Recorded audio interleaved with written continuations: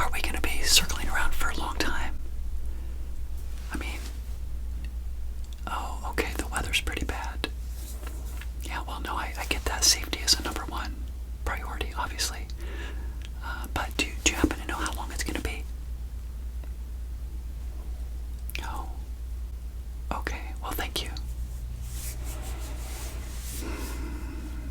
Yeah, are you awake?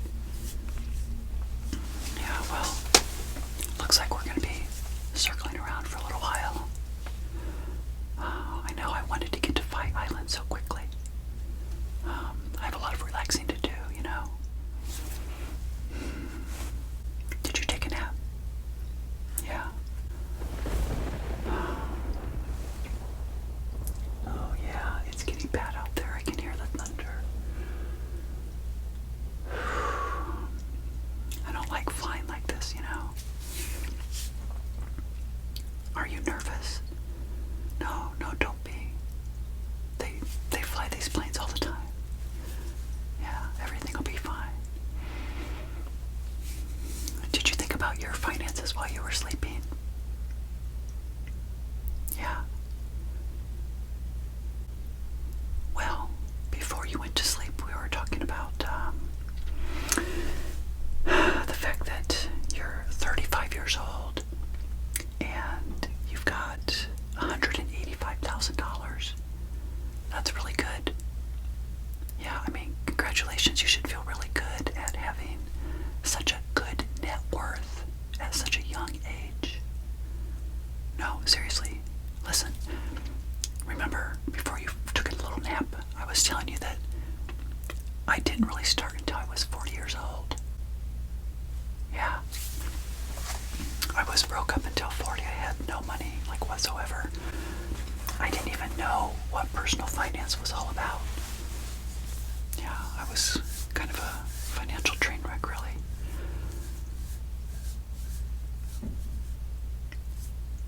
Well, that's true. No, we really didn't talk about your future too much. We just talked about, like, where you've got your money in terms of your, like, what did we say? You've got your 401k, your Roth IRA, congratulations, by the way, your taxable account, and your health savings account. And at this young age, you've been able to amass a net worth of $185,000. That's really, really good. And you also mentioned you wanted to maybe get to like $2 million someday, like and maybe as fast as possible, right? Tell me, do you have any concerns about that? I mean, before you took a nap, we didn't really talk about if, like, you have the capacity to save as much as you want to save, or actually how much you actually save to get to 2 million. Is that something you've ever, like, really thought about? Like, how much you need to save every month, every year to meet that goal? No. Okay, well, you know what? I'm just gonna take a couple of minutes here, if you don't mind. I've got my calculator again. Just, you know, relax. Yeah, again, we'll be fine. We're just, obviously, just circling around here for just a little while. So while you're relaxing, I'm just gonna think about your future. But before I do that, what kind of concerns do you have?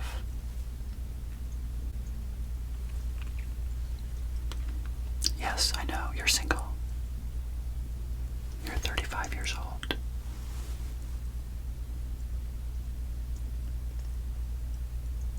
Yeah, okay, that's a big concern. Like, when you want to start dating and having a relationship, like, how are you going to make all that work?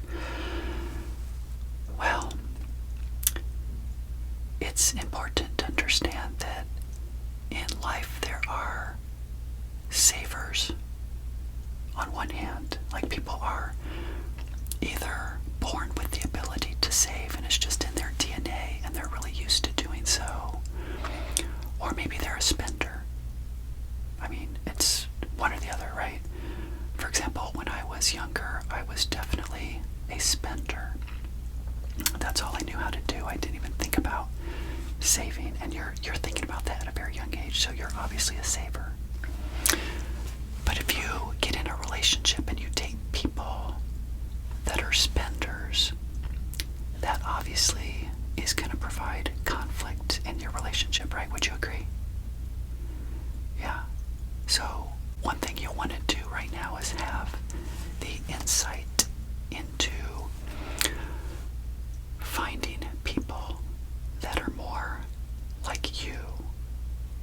I know that sounds kind of cliche and kind of easy, but it's really true. You really have to kind of like interview people when you're dating them, and if you get wind of the fact that somebody's spending a lot of money, or you ask them about their past and they've been a spender and they had a bunch of issues with money, even though they say they might have do better, and many people do better, like myself, I definitely did a lot better once I got into my mid-30s, into my 40s, and I turned my life around. But not everybody can do that. So as you're dating people, it really should be your number one priority to check that financial box, to make sure that they are like you. And maybe they don't have to be as frugal as you. Maybe they don't have to be as knowledgeable as you are with money. But it really would ruin your future if you don't find somebody that is like-minded, right? Remember, we talked a lot about the financial independent community, like we're going to Fight Island right now, right? In fact, I can see it's right over there. We just keep circling around. I hope we land soon. But yeah, those storms, can you hear that? It's pretty bad. But don't just relax. No, don't be nervous about it. Think about what I'm talking about right now. Excuse me, we're just having a conversation. I'm whispering, so it shouldn't really be bothering you, sir. Okay, just mind your own business. Okay. Wow, I don't get it. I don't understand these people. That's that same person that was upset before. I don't know what his problem is. Again, that would be your number one priority, is to find people like you, because it will ruin a relationship, and you definitely don't want that.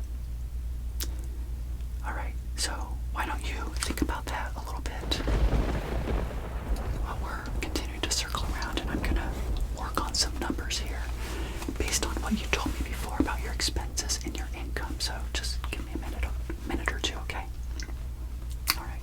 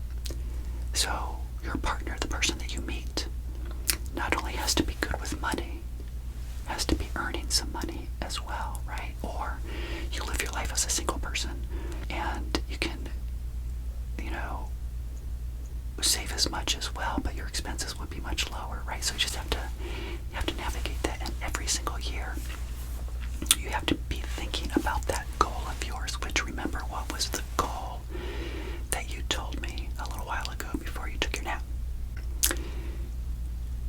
Right, you wanted to get to $2 million. Like, that was your financial independent number that you could see in the future, maybe more, but right now you're thinking the goal would be about $2 million. So if you invested in those accounts that we were talking about, your 401k, your Roth, your taxable account, and the health savings account, a total of about $2,000 per month. And based on what you showed me as far as your expenses and your income, you should be able to find $2,000 a month. What? No. Okay, so tell me, why don't you think you can find $2,000 a month?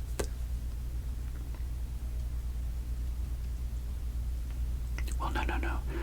We looked at the numbers, right? So you gave me your expenses, you gave me your income, I subtracted the two, and you had at least $3,000 a month. You're doing really well financially, right? You have a lot of money. So are you tracking your money every month? No. Well, that's what we need to do. We need to get you on a budget, right? You've done very well so far. But if we get you on a budget and you start tracking every single dollar, there is no reason why you can't come up with $2,000 a month. That would be your goal from now until the end of your savings career. You might even save more than that once you start making more money. Or you might have more expenses, so it could be a little bit less. But every month that would be your goal, because if you did $2,000 a month for 20 years at an average annual rate of about 8%, which is what we typically see in the market, you would have about $2 million at the end of 20 years. You'll be 55 years old, a little bit younger than me, right? So adding that to the 185,000 again, 8%, adding in 24,000 a year, 20 years, about 2 million. It would be about 3 million if you can do it for 25 years, okay? So, to answer your question then about, keeping committed long term to your goals and getting into relationships, again, it has to be your number one priority. You've got that wiggle room in your budget of that $3,000 a month, right? $2,000, you're spending all of it basically what you're saying, because I added all the numbers you've got going into those vehicles. So I know you could do it. It will take a lot of discipline when you start dating. Again, you've got to talk to people and say, I have a goal. I want to get somewhere. That has to take precedence over everything in your life. If you want to reach financial independence and visit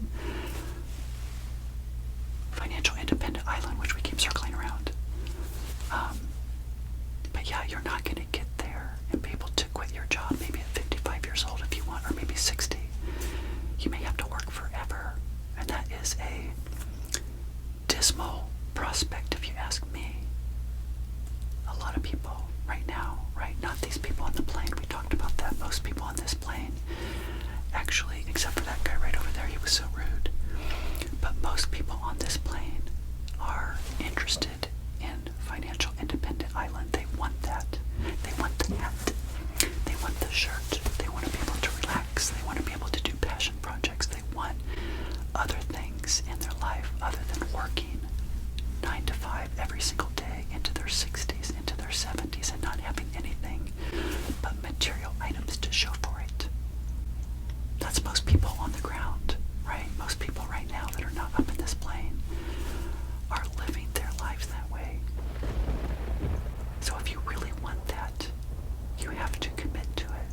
And it sounds like you've got a good start, obviously, based on the fact that you've got $185,000. I did not have that amount of money until I was probably 10 years older than you are right now. Because remember, was 46, I had a net worth of 200,000. So what I did, I had to play catch up big time. You know, you're a little bit younger than before I started. So to put it into perspective, you know, if you're a lot younger, like a lot of the people on the plane right now, some of them look like they're in their 20s, right? So they may be practicing what's called coast to fire. Have you ever heard of that? Financially independent, retire early is the fire part, but then coast means there's a big movement right now of younger people that may be making good money like what you're making right now. They may be younger than you, and they have decided to save and invest as much as they can, but maybe for a short amount of time while they're young. And here's what is so great about that, in my opinion. If somebody wants to save and invest that much money, they get to that 185,000 where you're at right now earlier, which means the money that they have has more time to compound all on its own without adding any more money to it.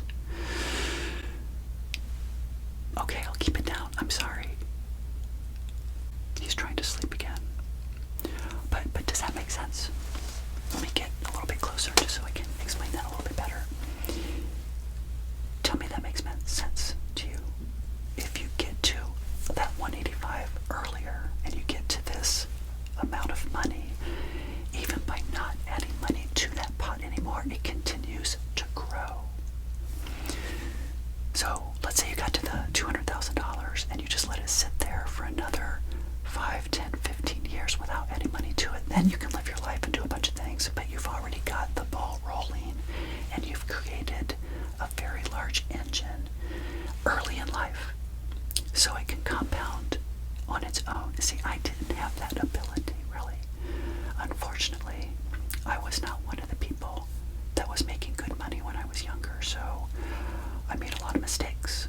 I didn't acquire this knowledge until much later. So I had to catch up, right? I had to say, Evan, you're going to have to save a whole lot more money than the average person was saving. My savings rate, you may remember from watching the show, was 70%. Yeah, I was saving 70% of my income for about 5 years right before I retired in January of this year. So people can really turn their lives around. So when you say to me, you're not able, like what did you say a minute ago?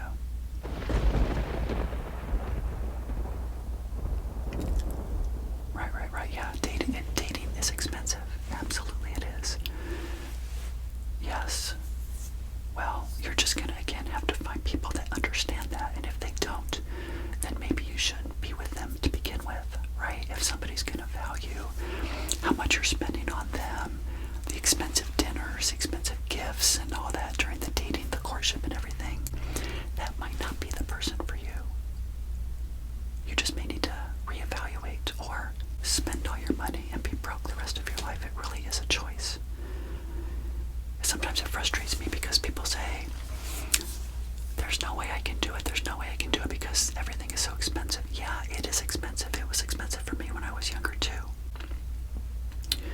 I had a lot of lean years that I just hunkered down and I said to myself, Evan, you're just going to have to do this. You made your mistakes earlier. Now you're paying the price.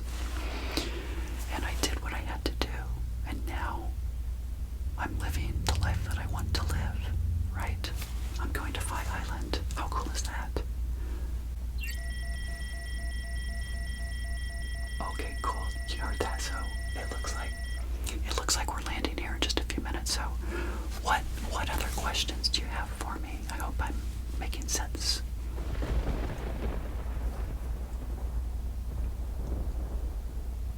Okay, well, that's great. You're very welcome. I'm glad I was able to talk to you about your finances, and you're doing great. Don't beat yourself up. Okay. All right, well, I think I'll just last few minutes before we